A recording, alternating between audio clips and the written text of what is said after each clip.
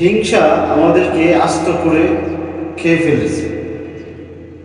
হিংসার জন্য আমরা প্রতিনিয়ত ধ্বংসের পথে যাচ্ছি। আমাদের সহ্য হয় না পাশের বাড়ির ছেলেটা ভালো কিছু করলে, আমাদের সহ্য হয় না পাশের বাড়ির মেয়েটা ভালো জায়গায় বিয়ে হলে, আমাদের সহ্য হয় না পাশের বাড়ির বৃদ্ধ লোকটা একটু সুস্থ থাকলে, আমাদের সহ্য হয় না পাশের বাড়ির ছোট বাচ্চা একটা গাছ রোপণ করবে। এত হিংসা কেন আমাদের?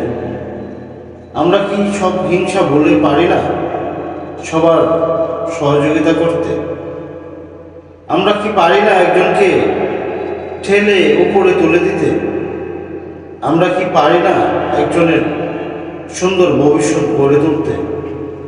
আমরা সবই পারি, কিন্তু আমরা করতে চাই না, কারণ আমাদের ভিতর একটা ভয় থাকে।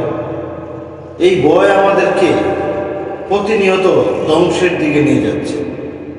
আমাদের ভয় কি? ভয় হচ্ছে পাশের বাড়ির ছেলেটা ভালো চাকরি করবে, সে ভালো চলবে, আমাকে মূল্যায়ন করবে। আরে বাবা, যে মূল্যায়ন করবে সে আপনাকে ভালো চললেও করবে, খারাপ চললেও করবে। অর্থাৎ আমি তার সাথে ভালো আচরণটা করলেই সে আমাকে ভালো আচরণ করবে। কথা আছে না, যে যেমন তার সাথে তেমন। অর্থাৎ আজকে থেকে আপনি ভালো হন, আমি ভালো হই, সারা দেশ ভালো হয়ে যাবে। সকলেই ভালো থাকুন। আল্লাহ হাফেজ।